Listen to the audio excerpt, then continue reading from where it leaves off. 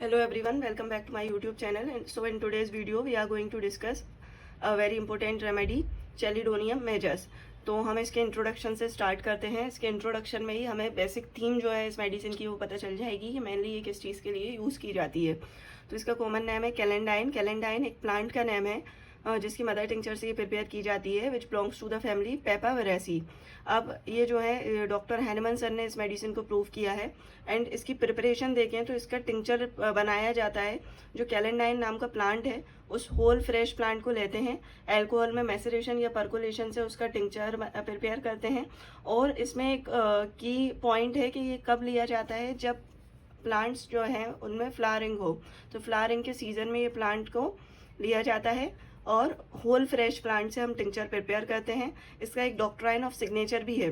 Doctrine of signature क्या होता है कि anatomical relation of the plant और the drug with the symptoms of that drug. तो डॉक्ट्राइन ऑफ सिग्नेचर क्या है कि लीव्स इसकी जो है वो हेपेटोसाइट सेल्स की तरह रहती हैं और जूस जो है उन लीव्स को अगर क्रश किया जाए तो उसमें से जो जूस निकलता है उसका कलर येलो रहता है।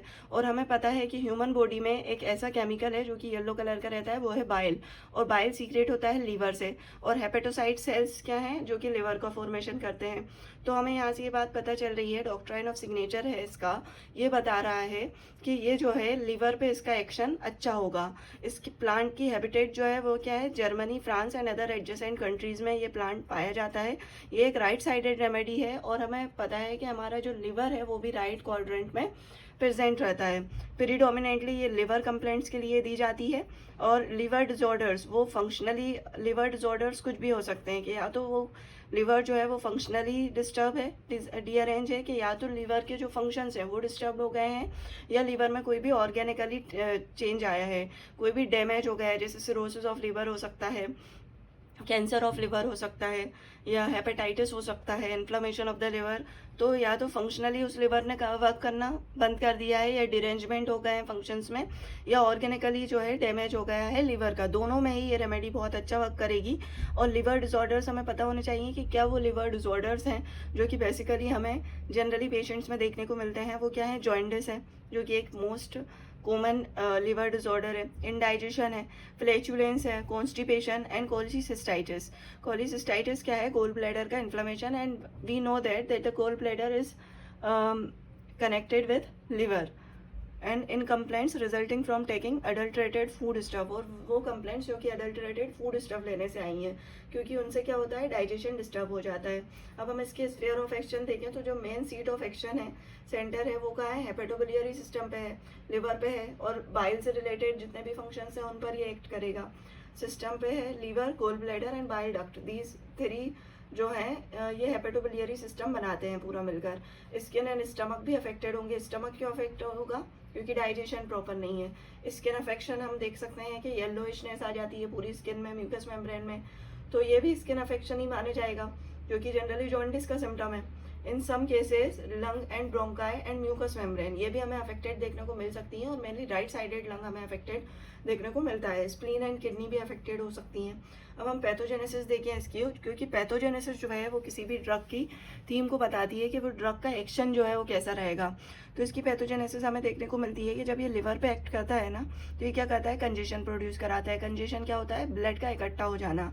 तो और वो क्या करेगा, इन्फ्लेमेशन के साइन प्रोड्यूस करेगा, रेडनेस आएगी, वहाँ हॉटनेस आएगी उस पार्ट में, स्वेलिंग आ जाएगी उस पार्ट में, इन्फ्लेमेशन होगा एंड समटाइम्स डीजनरेशन प्रोड्यूस होगा लिवर में। Result of this there is enlargement हो जाएगा लीवर का। और फाइनल कॉन्सिक्वेंस क्या देखने को हमें मिलते हैं कि उस लिवर का डीजनरेशन होने लगता है, जिससे कि उस लिवर में श्रिंकेज आने लगता है। तो इनिशियल स्टेज जब भी लिवर के डिरेंजमेंट्स की आती हैं वो क्या देखने को मिलता है कि इनिशियली लिवर का साइज़ जो है वो इंक्रीज़ होने लगता है। और जब लिवर के फंक्शंस जो हैं वो सारे डिस्टर्ब हो जाते हैं, लिवर ऑर्गेनिकली डैमेज हो जाता है, तो ऑर्गेनिकली डैमेज होने के बाद उसका डिजनरेशन होने लगता है सेल्स का, और श्रिंकेज हो जाता है लिवर का। सिरोसिस ऑफ लिवर हमें देखने को मिलता है। राइट लंग भी अफेक्टेड देखने को मिल सकता है। जब राइट लंग अफेक्टेड होगा ना, तो न्यूमोनिया जैसे सिम्टम्स प्रोड्यूस होंगे, स्किन येलोइश हो जाएगी, जॉइंटिस हो जाएगा, म्यूकस मेम्ब्रेन जो है वो भी येलोइश हो जाएगी।